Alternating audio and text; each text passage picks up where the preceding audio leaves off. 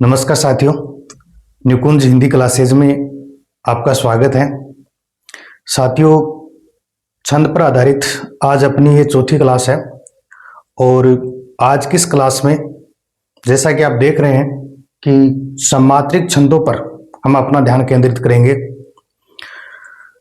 आज की इस क्लास को समझने के लिए साथियों आपके लिए ये ज़रूरी है कि आप पीछे की जो वीडियो हैं वो एक बार ज़रूर देखें ताकि इस क्लास को समझने में आपको सहायता मिल सके। तो आइए देखते हैं आज के इस क्लास को। साथियों, जैसे कि कल की क्लास में हमने चर्चा की थी कि छंद है वो मुख्यतः दो प्रकार के होते हैं, मात्रिक छंद और वर्णिक छंद। फिर हमने मात्रिक जो छंद है उनका आगे वर्गीकरण किया था और उसमें हमने देखा था कि मात्रिक छंद है ये भी तीन प्रकार के होते हैं और जिसमें सबसे पहले हमने देखा था सम्मात्रिक छंद, उसके बाद अर्ध सम्मात्रिक छंद और फिर विषम मात्रिक छंद। तो साथियों, आज हम जानते हैं कि सम्मात्रिक छंद क्या होते हैं। तो जैसा कि नाम से स्पष्ट हो रहा है, सम मात्रिक यानी कि ऐसे छंद जिनमें मात्राओं की संख्या समान होती है वो क्या कहलाते हैं, सम्मात्रिक छंद कहलाते हैं। और हमारे सिलेबस में जो सम्मात्रिक छंद रखे गए हैं उनमें देखो साथियों, नंबर 1 पर है चौपाई छंद। चौपाई छंद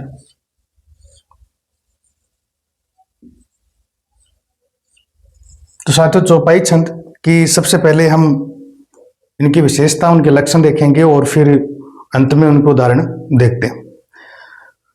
तो आइए साथियों, चौपाई छंद है, इस छंद का विकास अरिल छंद से हुआ है। कौन से छंद से हुआ है? अरिल छंद से। अरिल छंद से कहने का मतलब है कि चौपाई जो छंद है ये अरिल नामक छंद से विकसित हुआ है और इस छंद का प्रबंध काव्य में महत्वपूर्ण स्थान है। प्रबंध जो काव्य है उसमें महत्वपूर्ण स्थान है। साथियों, आप सभी जानते हैं काव्य है, काव्य दो प्रकार का होता है, प्रबंध और मुक्तक। तो मुक्तक जो काव्य है उसमें चौपाई जो छंद है इनका विशेष स्थान है। चौपाई छंद के बारे में और बात करें तो जैसा कि आप देख रहे हैं कि हम सम्मात्रिक छंद पढ़ रहे हैं, तो एक बात तो ये स्पष्ट हो जाती है कि ये किस प्रकार का छंद है, ये सममात्रिक छंद है। सममात्रिक छंद है। साथियों, सममात्रिक जो छंद होते हैं उनमें 4 चरण होते हैं। कहने का मतलब ये है कि सममात्रिक जो भी छंद होंगे उन सभी में कितने चरण पाए जाते हैं? 4 चरण होते हैं। तो हम ये बात यहां भी लिख सकते हैं कि चौपाई जो छंद है इसमें, इस छंद में 4 चरण होते हैं। 4 चरण होते हैं। कहने का मतलब है कि चौपाई जो छंद है वो 4 चरणों में लिखा जाता है।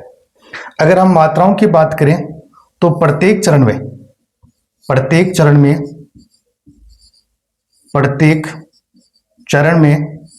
16 मात्राएं होती हैं। कितनी मात्राएं होती हैं? 16 मात्राएं होती हैं। कहने का मतलब है कि इस छंद में 4 चरण होते हैं। पहले चरण में 16 मात्राएं है तो दूसरे चरण में भी कितनी है? 16। तीसरे में भी कितनी है? 16। इस प्रकार से सभी जो चरण है उनमें कितनी मात्राएं होती हैं? 16 मात्राएं होती हैं।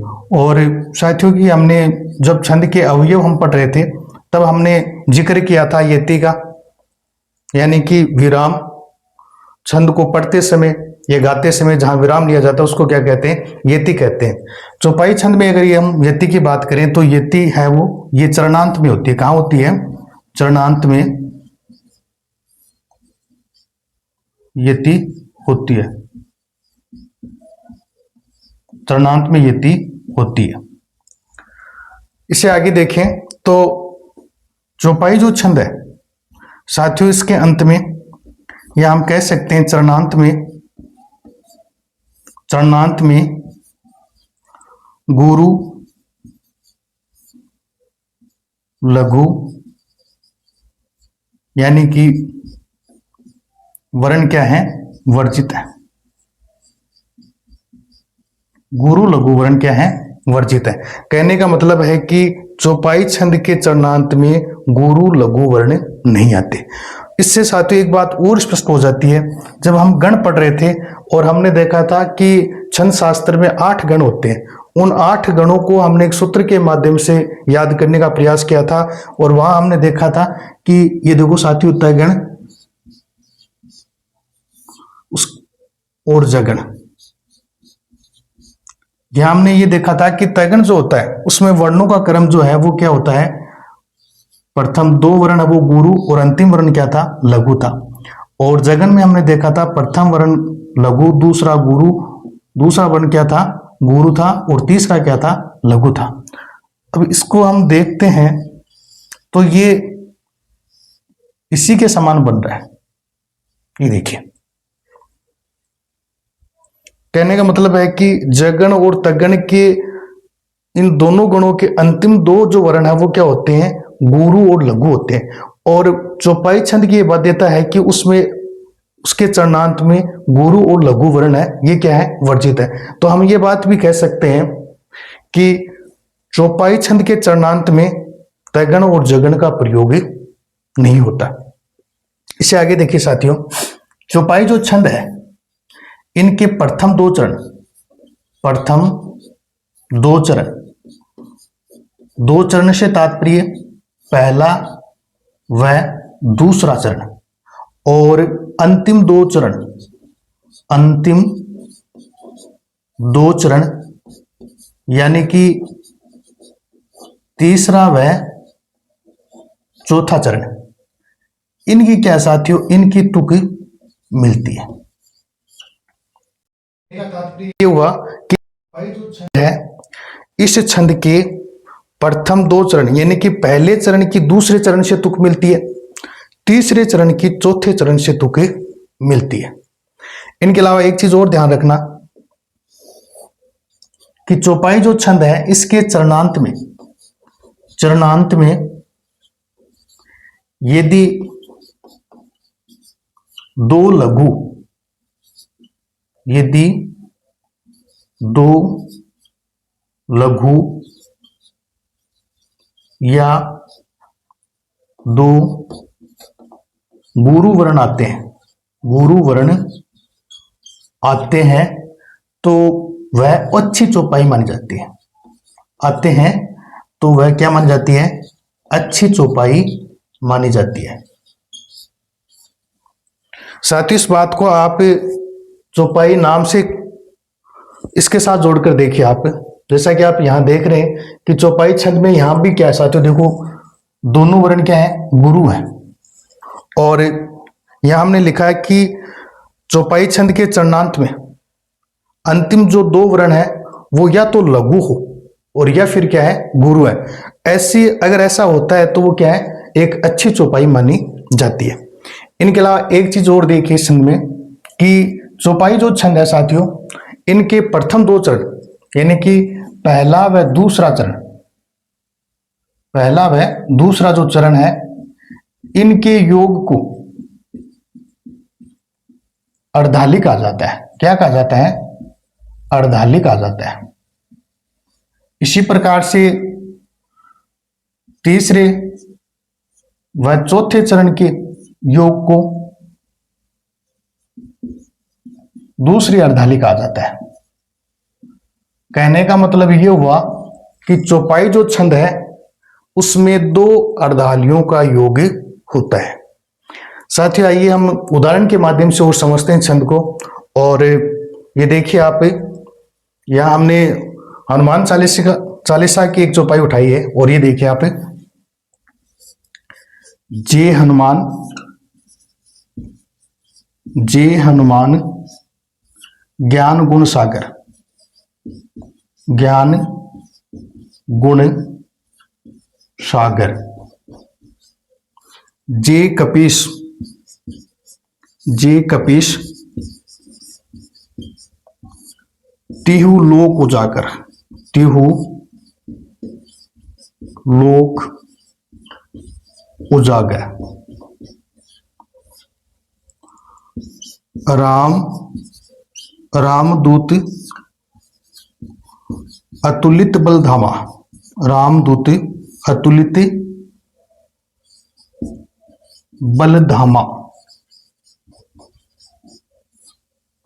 अंजनी पुत्र, अंजनी पुत्र पवनसुत नामा, पवनसुत नामा। एक बार साथ ही इसमें मात्रा देखते हैं अपन। देखो यहां देखिए, एक मात्रा, एक एक एक, दो एक दो, एक एक एक, दो एक और एक। अब हम इनको काउंट करके भी देखेंगे। यहां देखिए, एक दो तीन चार पाँच छः सात आठ नौ 10 11 12 13 14 15 16। ये देखिए साथियों, कितनी मात्रा हो गई? 16। और हमने भी कितनी लिखी है? चौपाई के प्रत्येक चरण में कितनी कितनी मात्राएं होती हैं? 16 मात्राएं होती हैं। फिर हमने साथियों एक चीज देखी कि चौपाई छंद के अंत में गुरु लघु वर्ण नहीं आते। तो यहां देखिए आप, यहां दोनों वर्ण क्या है? लघु है। यहां पर दोनों क्या है? गुरु है। इसका मतलब ये हो गया कि हमने जो अंत में लिखा था कि चौपाई छंद के चरणांत में अगर दो लघु वर्ण है या दो गुरु वर्ण है तो वो क्या है? एक अच्छी चौपाई की श्रेणी में आती है। तो यहाँ ये चीज भी स्पष्ट हो गई। एक हमने तुक की बात की थी। तो साथियों ये देखिए आप, यहाँ तो इस शब्द से स्पष्ट हो गया। देखो सागर, ये गर आ रहा है और यहाँ पर भी गर आ रहा है। इसका मतलब हो रहा कि प्रथम चरण की दूसरे चरण से तुक मिल रही है। फिर ये देखिए आप धामा, तो यहां पर भी दोनों चरणों की तुक है वो मिल रही है। तो साथियों ये था अपना चौपाई छंद। और अब हम जो दूसरा सममात्रिक छंद हमारे सिलेबस में है उसके विषय में और देखते हैं।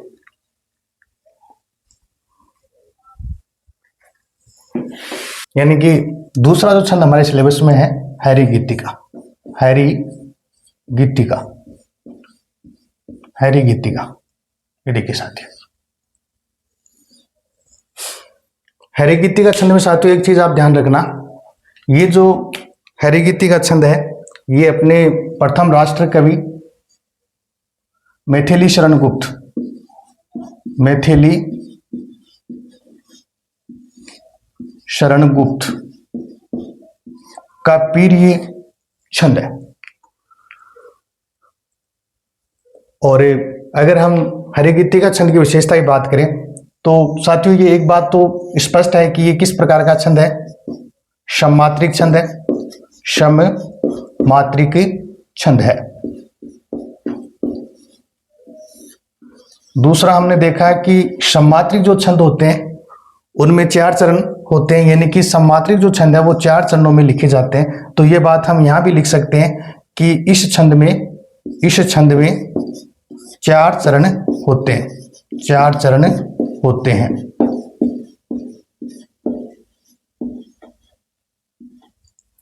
अगर प्रत्येक चरण में मात्राओं की बात करें तो हम लिख सकते हैं कि प्रत्येक चरण में 28 मात्राएं होती हैं, 28 मात्राएं होती हैं। साथियों इस छंद की ये महत्वपूर्ण विशेषता है, या यूं कहें कि ये महत्वपूर्ण लक्षण है। इस पर आप ध्यान दें अपना कि हैरी गीतिका जो छंद है उसमें मात्राओं की अगर हम बात करें तो कितनी कितनी मात्राएं होती हैं? प्रत्येक चरण में 28 मात्राएं होती हैं। और अगर हम यति की बात करें, यति की अगर बात करें तो 16-12 पर यति होती है। कहने का मतलब हो गया कि 16वीं व 28वीं जो मात्रा है उस पर क्या होती है? यति होती है। 16वीं व 28वीं मात्रा पर क्या होती है? यति होती है। अगर इस छंद के बारे में अन्य बातें देखें तो ये देखिए आप, चरणांत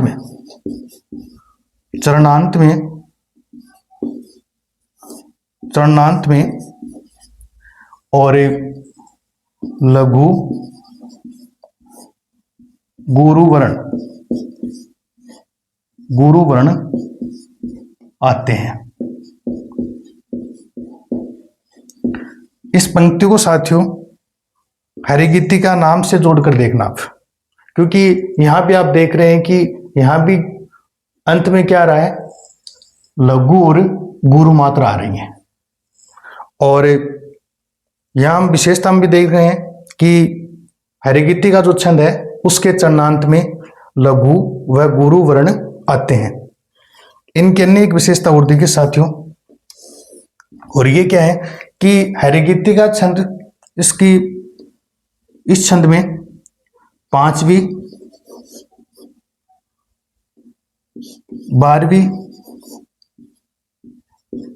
19वीं व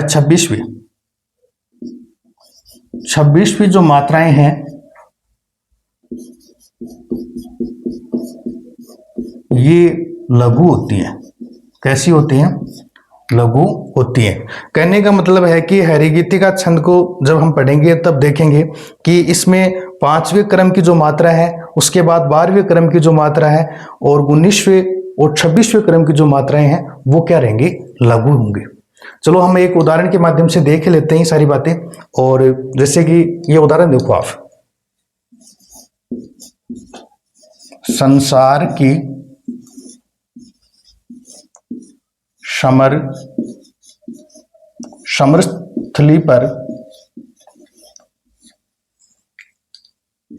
समरस्थली पर वीरता धारण करो।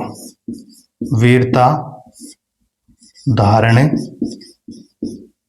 करो। ये देखो साथियों, यहां एक बार मात्रा लगा लो। देखो यहां पर सह के साथ में अनुस्वार का प्रयोग हुआ है, इसलिए ये 2 मात्रा। फिर यहां स्पष्ट हो रहा है 2 मात्रा, 1 2 1 1। यहां साथियों आद्य सह की आवर्ती के कारण 2 मात्रा, 1 2 1 1। यहां देख लो 2 1 2 2 1 1 1 2। अब साथियों हम इनको काउंट करते हैं। ये देखिए आप, 2 2 4 5 6 7 8 9 10 11 12 13 14 15 16। ये देखिए 16। फिर देखिए 2 3 4 5 6 7 8 9 10 11 12। हमने साथियों यहाँ क्या लिखा है कि हरिगीतिका जो छंद है उसमें यति कहाँ होती है? 16 और 12 पर होती है। और प्रत्येक चरण की बात करें तो इसके प्रत्येक चरण में कितनी मात्राएं हो गई? 28। फिर हमने इसमें एक चीज और देखी कि इसके चरणार्थ में, चरण के अंत में लघु और गुरु वर्ण की आवृत्ति होती है। ये देखो लघु और गुरु वर्ण की आवृत्ति होती है। तो यहां हम देख रहे हैं, ये देखो 1 और 2, ये देखो यहां लिखा हुआ है। तो ये चीज भी हो गई। यहां एक चीज और देखे साथियों कि हमने लिखा है इसकी 5वीं 12वीं 19वीं और 26वें क्रम की जो मात्राएं होती हैं वो लघु होती है। तो हम ये चीज भी एक बार देख लेते हैं। तो यहाँ पर 5वें क्रम पर ये मात्रा आ रही है, देखो। तो यहाँ तो एकदम स्पष्ट हो गया कि लघु है। फिर इनमें 5 में 7 जोड़ेंगे अपन, तो देखो 5 6 7 8 9 10 11 और ये 12। तो ये 12वें क्रम की मात्रा आ गई। ये भी क्या है साथियों? लघु है। फिर 13 14 15 16 17 18, ये देखो साथियों 19वें क्रम की मात्रा आ गई। और फिर 20 21 22 23 24 25 और ये साथियों 26वें क्रम की मात्रा आ गई। तो इस प्रकार से हमने देखा है कि हरिगीतिका छंद की 5वीं 12वीं 19वीं और 26वें क्रम की जो मात्रा है वो क्या होती है? लघु होती है। साथियों एक चीज हम और भी देख सकते हैं कि हरिगीतिका छंद है, इसमें 4 सप्तक का योग होता है। 4 सप्तक का योग होता है।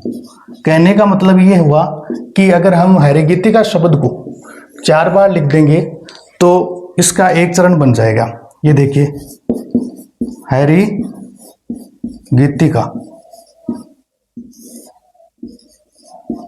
हरी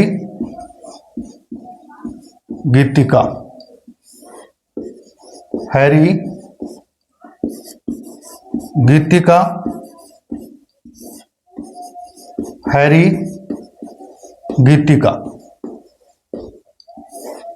यहां साथियों एक बार मात्रा लगा के देख लेते हैं। ये देखिए, एक एक, दो एक दो, एक एक, दो एक दो, एक एक, दो एक दो, एक एक दो, एक और दो। इनको एक बार काउंट करते हैं। देखो, 1 2 3 4 5 6 7 8 9 10 11 12 13 14 15 और 16। ये देखिए, 2 3 4 5 6 7 8 9 10 11 और 12, ये हो गया। तो साथियों, आज के क्लास में हमने देखा, सबसे पहले हमने चौपाई छंद के बारे में देखा, और चौपाई छंद में हमने जाना कि इस छंद का विकास है वो अरिल छंद से हुआ है, और ये प्रबंध काव्य में महत्वपूर्ण स्थान रखता है। इसके बाद हमने देखा कि ये सम्मात्रिक छंद है, इसमें 4 चरण होते हैं, प्रत्येक चरण में 16-16 मात्राएं होती हैं, और अगर हमने यति की बात की तो यति है वो चरणांत में होती है। चौपाई छंद के चरणांत में 2 लघु या 2 गुरु वर्ण आते हैं, तब अच्छी चौपाई मानी जाती है, और चरणांत में गुरु व लघु वर्ण क्या है, वर्जित है। कहने का मतलब है कि चौपाई छंद के चरणांत में तगन और जगन का प्रयोग नहीं होता। इसी के बाद हमने हरिगीति का जो छंद है उसकी विशेषता के बारे में हमने बात की, तो हमने देखा कि ये मैथिली शरण गुप्त जी का प्रिय अलंकार है, और इसमें ये भी क्या सम्मात्रिक छंद है। 4 चरण होते हैं, प्रत्येक चरण में 28-28 मात्राएं होती हैं। यति की हम बात करें तो यति है 16 और 12 पर होती है। कहने का मतलब है 16वीं और 28वीं मात्रा पर क्या है, यति होती है। चरणांत में लघु गुरु वर्ण का प्रयोग होता है, यह हमने नाम के साथ जोड़ करके देखा है। और फिर हमने देखा कि हरिगीति का छंद की 5वीं 12वीं 19वीं और 26वीं क्रम की जो मात्राएं हैं वो क्या है, लघु होती हैं, और ये छंद 4 सप्तक का योग है, और ये हमने सारे उदाहरण के रूप में देखे हैं। साथियों, आज की क्लास आपको कैसी लगी, और अपनी राय है वो कमेंट के माध्यम से बताना। आज की इस क्लास में साथियों हम सम्मात्रिक जो छंद है, जो कि हमारे सिलेबस में 2 ही है, और दोनों को हमने पढ़ लिया है। तो आज की इस क्लास में इतना ही। मिलते हैं अगली क्लास में एक नए जोश, नए उत्साह के साथ। धन्यवाद।